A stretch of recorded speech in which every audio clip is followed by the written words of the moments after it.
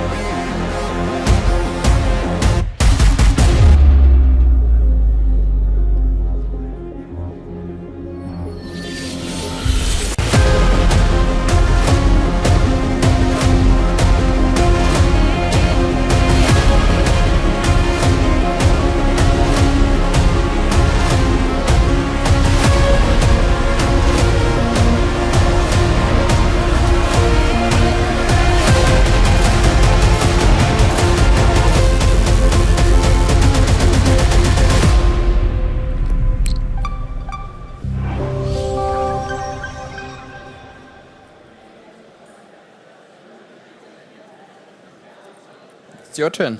So, one of our projects, which I will gonna walk you through now, happened last year. It was a co-production. Well, it was made in-house, completely made in-house, and called Fateful Planet. And it is a 5-part series that explores the dramatic birth and evolution and survival of our planet. It reveals how Earth has faced and recovered from catastrophic events like asteroid strikes and volcanic eruptions and mass extinctions. And we, the team, the design team, created round about 240 CGI shots with a team of 4 people.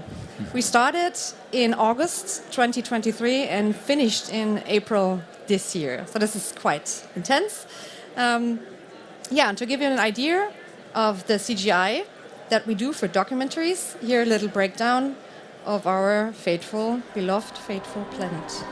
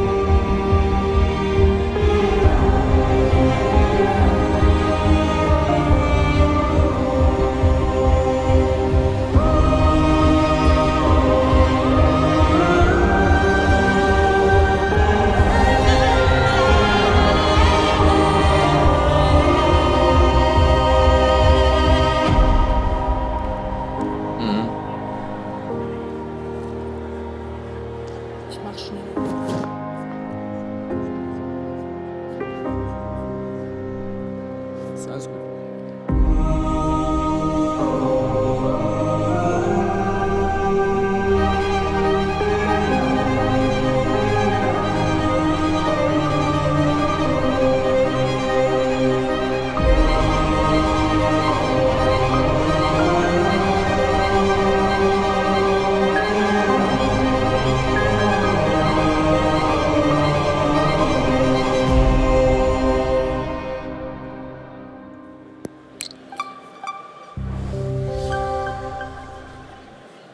So, as you can tell, we did a lot of different kind of shots on this project, and one of them was space, so in space shots. And starting with these, I'm going to show you some examples using Cinema 4D and After Effects in this particular case. And most of this was done by my beautiful my colleague. My beautiful colleague. Yes, of course. Talented, very talented, Christian Michelmann. So another one where we were very excited about was lots of pyro and fire effects. And for this we used mostly Cinema 4D and Unreal Engine. We did massive impacts, volcanic eruptions, burning forests, all made in Cinema 4D using the pyro system. And these effects were masterfully handled by my colleague Kevin Sprock, who quickly became our pyro master. So another big topic in the documentary is, of course, numerous Earth views spanning in millions of years.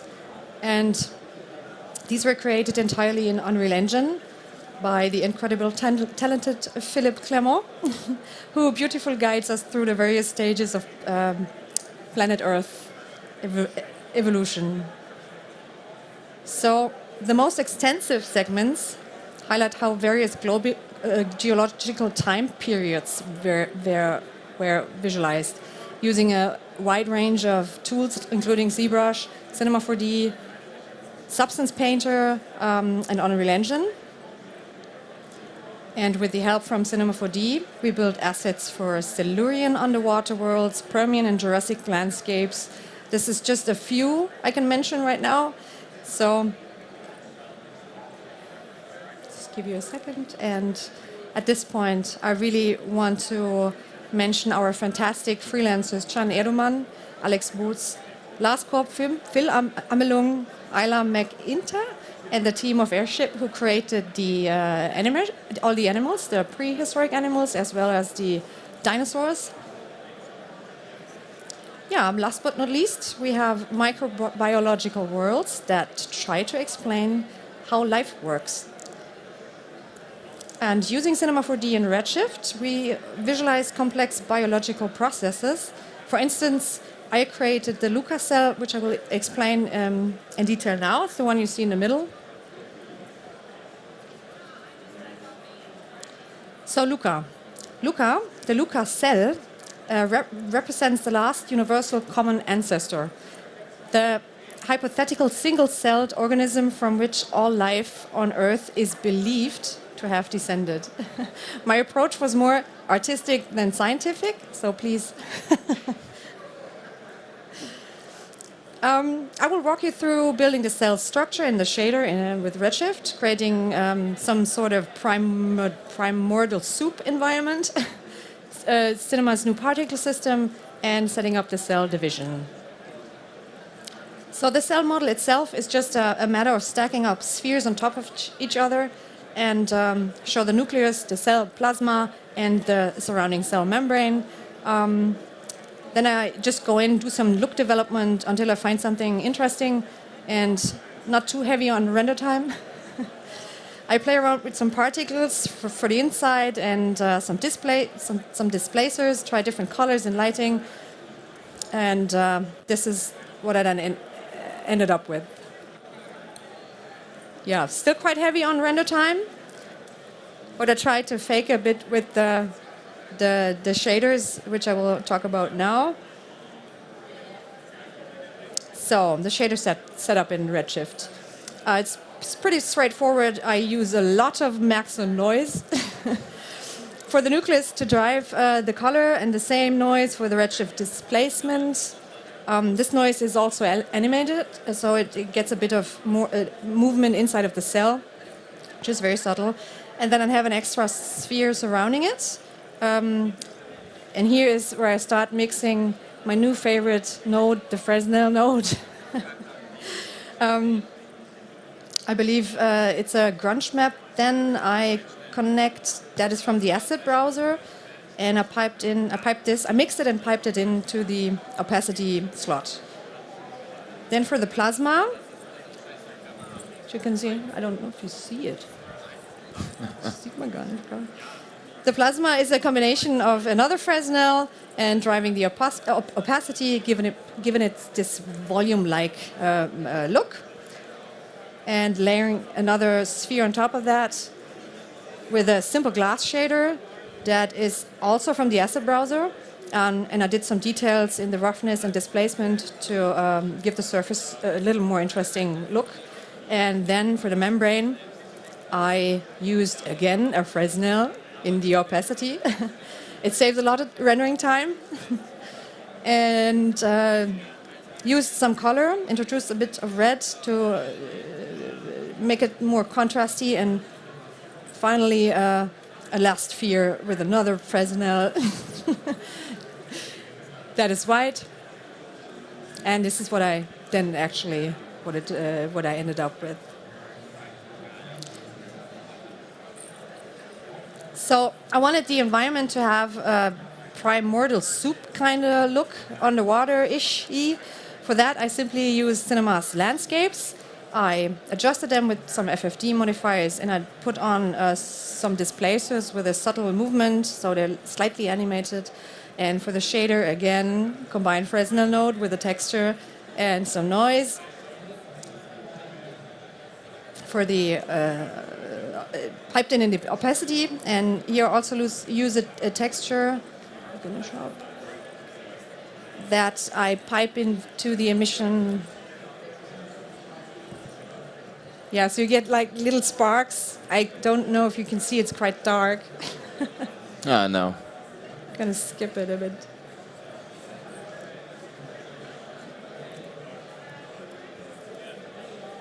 Ja, das geht gar nicht.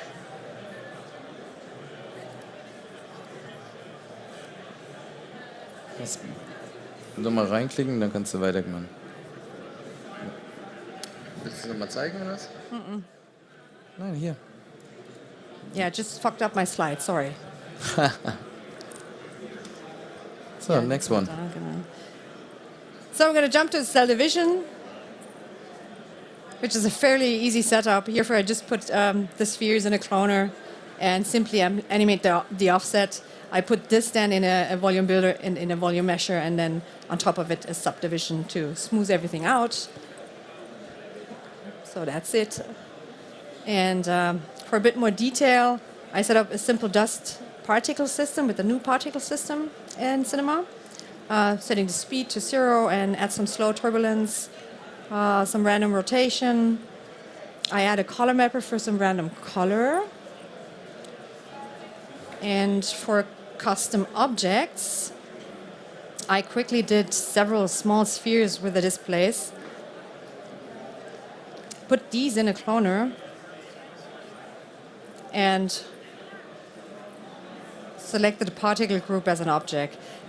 All of this I then bake to use it in my actual shot, where I load it in. These are actually alembics, and yeah, you can also duplicate them.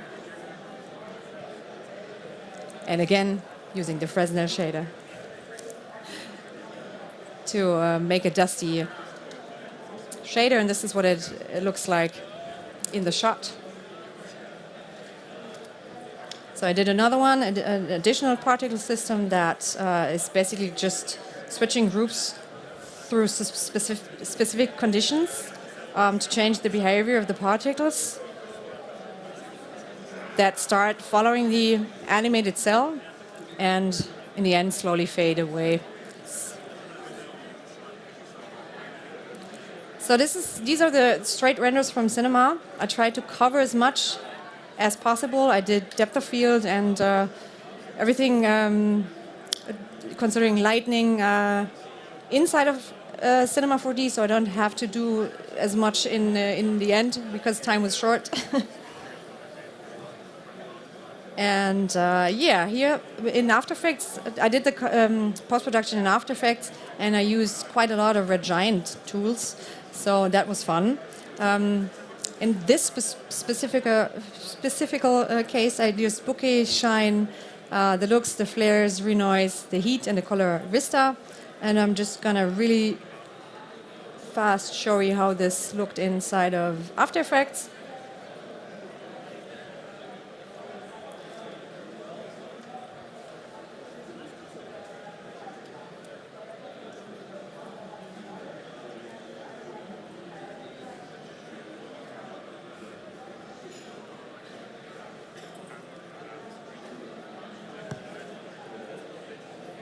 So it's just a matter of building up the layers.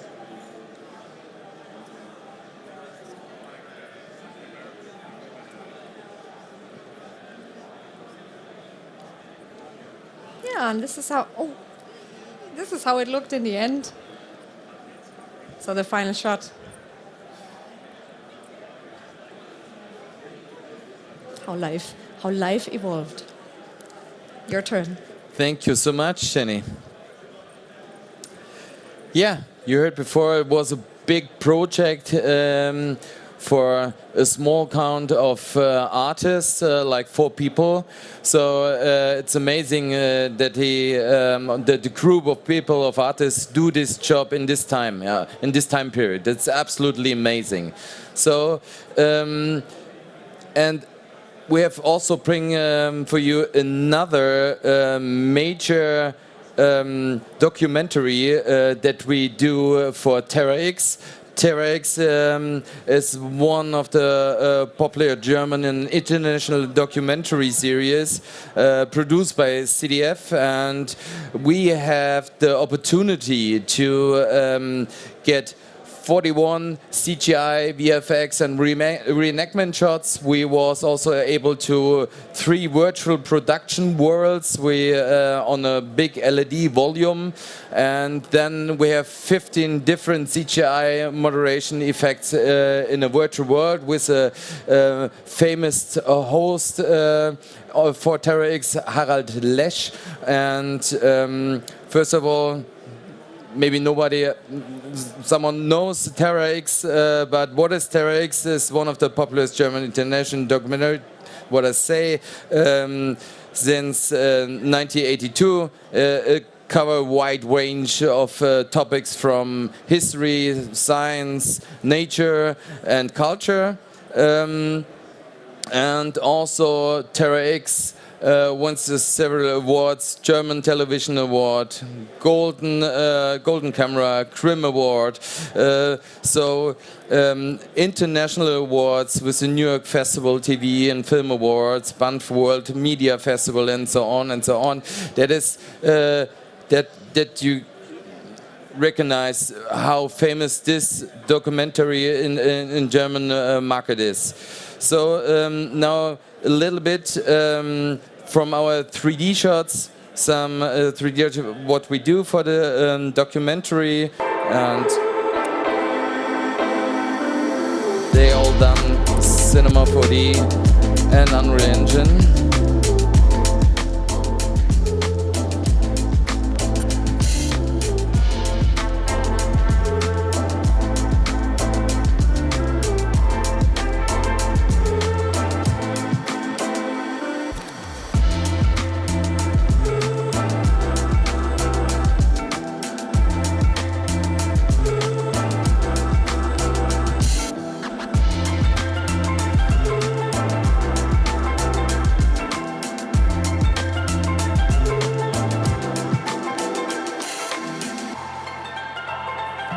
I think you can see in October this year at CDF.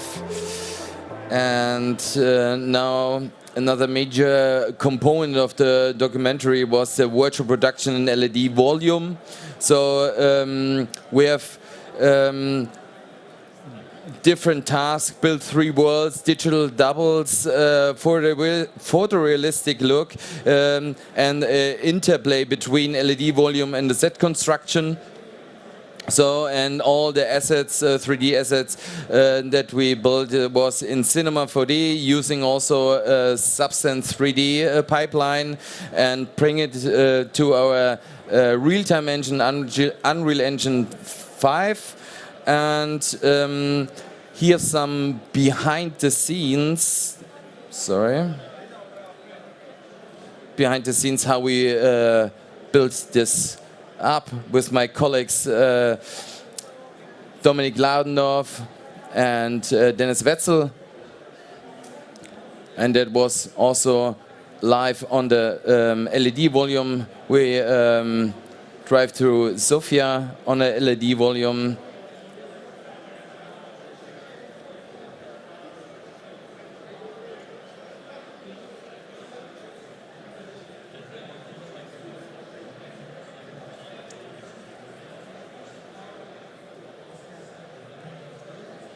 So bring it everything to Unreal after I build it up, and now a little bit time lapsing for how we produce that.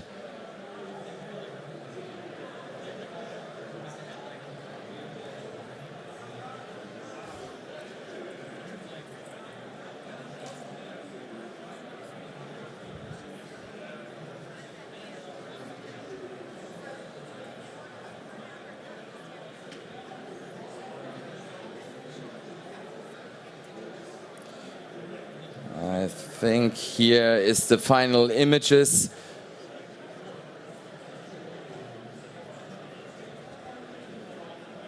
It was a desert scene. It was here you see the Ishtar Tor, or the Ishtar Gate, I would say, and also a historical train station from the for the first. Thomas Cook made at Leicester City in England, and that was what we built the train station. That was that's the scene for the light signs, all built.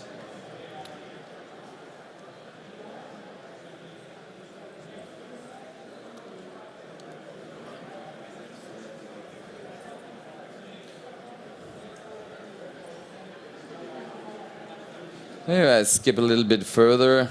Oh.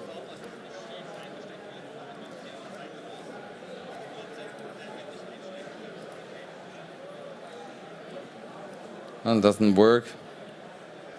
So sorry for that. Okay, we jump through. We grab all from the 41 shots. We grab one shot in this documentary that Jenny talked before. Our amazing artist Kevin Spock make this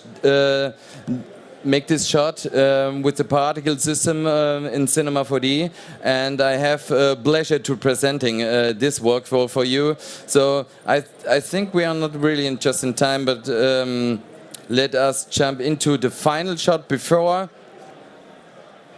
There's the host, Harald Lesch, and it is boiling water. This is a virtual production. We have a camera tracking system. After that, we all dark environment, but we use camera tracking, virtual production, and after that, after recording or producing, this stuff is come to us for the post-production. And first, we build it in cinema, the boiling water, all the particles. So, primary emitter for the bubbles was created. So, and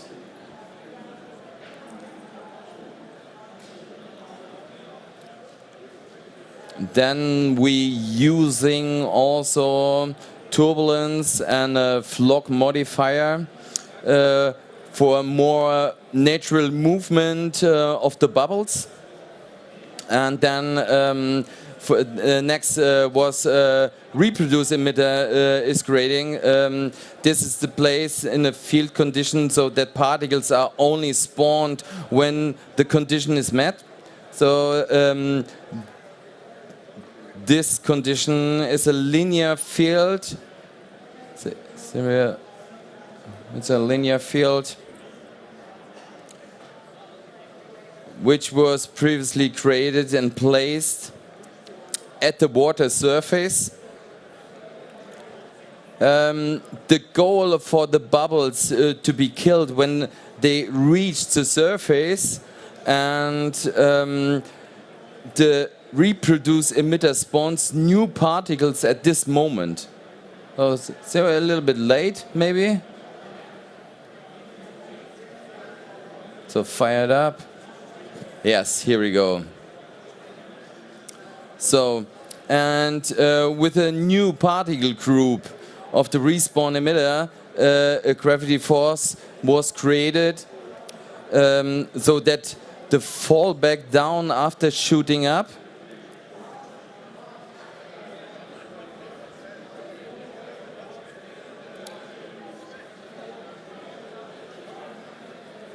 So here we go. Then after that, a kill object is created so that the new particles are killed when they fall back down to the water surface. So here, yes, here we have that. The kill object is again placed. This must be inverted in the condition using an invert layer because new particles fall from above, unlike to bubble the rise from the below. So here only of a different particle just to make sure the properties match. So let me check.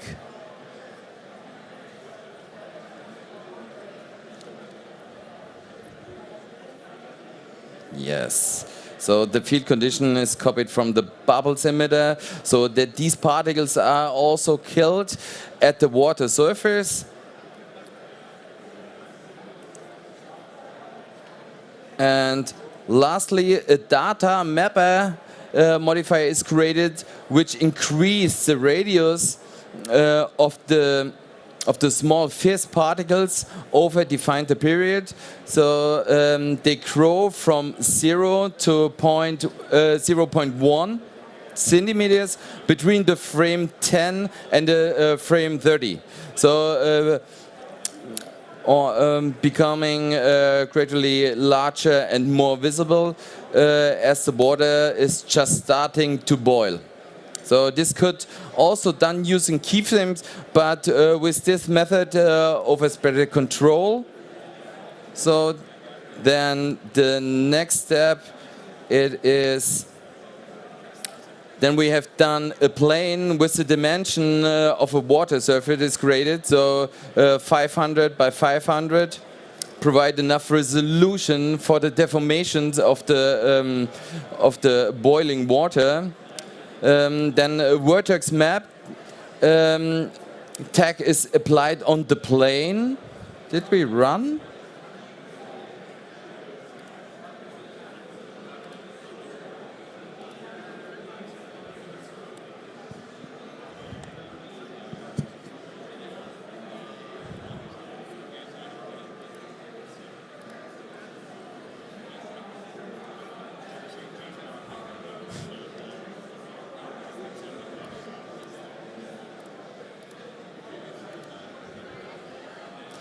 The video doesn't play. I don't know why.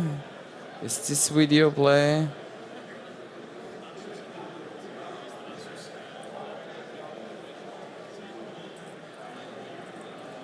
I don't think so. I don't know why now the player is stopped. Sorry for that. Give me a second. So now we have this one.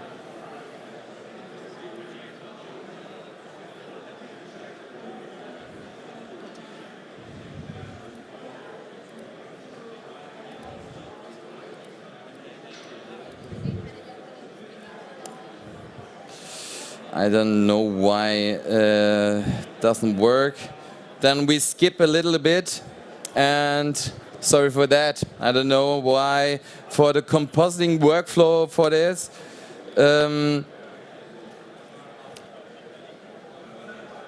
it's a little bit behind the scenes. All my videos doesn't work anymore.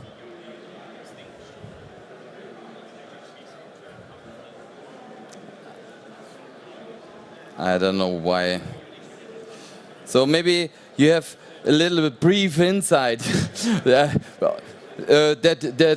how the workflow is. It's very complicated. It's a long workflow. It's a long pipeline thing that you produce it around over 1 week, and the final results again. Maybe I don't know why. Also, this not fires up. Give me a second. Okay, go again in the presentation mode. So now a little bit again compositing pipeline. Maybe I go back and show you also a little bit the other movements what we done, and maybe work this? No. And also the pipeline, all the shaders was created in Redshift. So it's a long video. So it's around 4 minutes, 5 minutes. So that's give you a brief insight how big that was. So compositing workflow, a little bit rotoscoping. That's clear. A lot of layers on top. Give it a little bit pyro stuff. Skip up also for the LED volume in the back. Give more light. After that, for the lens, the little bubbles on the lens.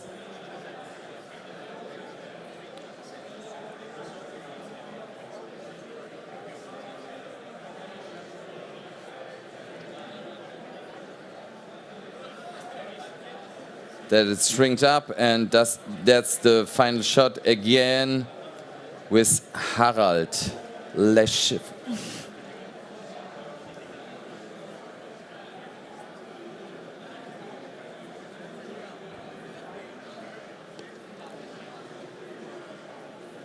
So, that was from our side. Thank you so much. Thank you so much.